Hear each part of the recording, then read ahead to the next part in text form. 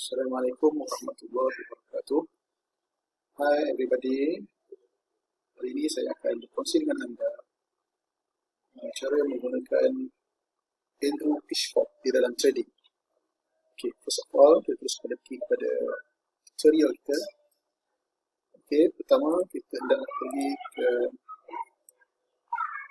chart yang kita mahu. Anda boleh lihat dalam trading view, kebanyakan trader kebiasaan menggunakan trading view because it's very obviously sangat menarik dan bagus untuk trader terutama yang baru belajar dan juga yang advance. Okay, cari di sebelah itu ada panel pitchfork. Banyak panel lain, tapi kita akan cari pitchfork saja di atas sekali. First of all, cari support dan cari resistance dan cari support seterusnya. Bermaksud untuk market yang naik, ini adalah cara lari betul. Kemudian, sebelum itu kita hanya menggunakan 5 minit, chart 5 minit.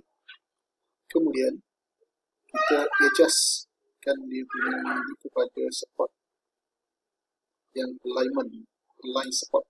Kita akan lihat pergerakan di harga yang kita boleh baca ialah yang penting dalam teknik pitchfork ini, iaitu kita hendaklah melihat kepada median line yang berwarna merah di tengah-tengah, median line.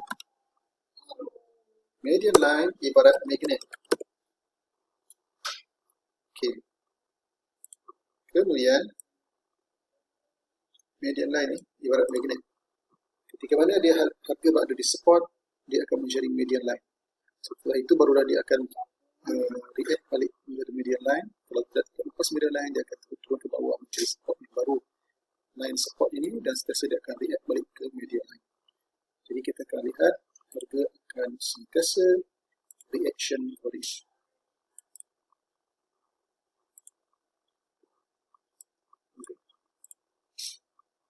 Dia akan naik mengikut median line. Sekiranya dia memecahkan median line, dia akan mencari upper line.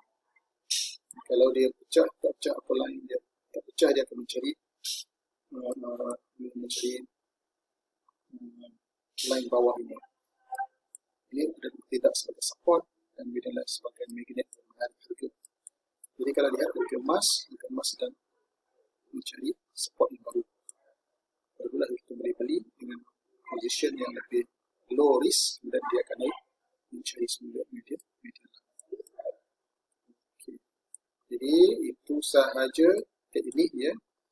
Ingat di dalam pitchfork rules dia ialah terdapat dua hukum di dalam pitchfork, iaitu pertama ialah hukum Newtonian, iaitu 80% harga akan mencari median. Kemudian hukum yang kedua ialah Algorithm, iaitu 20% harga akan gagal ke median.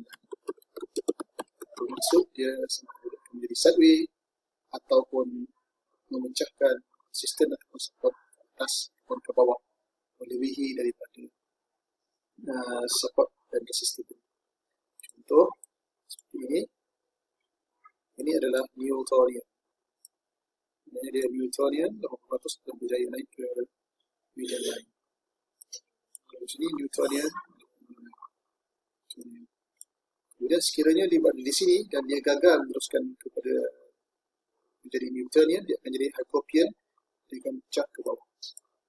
Di situ kita akan tarik semula pada satu pitchfork yang baru. Okay, itu saja perkongsian saya. Nantikan video-video saya selepas ini untuk menerangkan tentang pelbagai powerful teknik di dalam trading.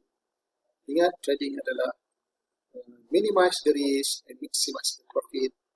Kurangkan kesalahan dan banyakkan latihan untuk mencapai ke hampir sempurnaan 100% kejayaan ke atas.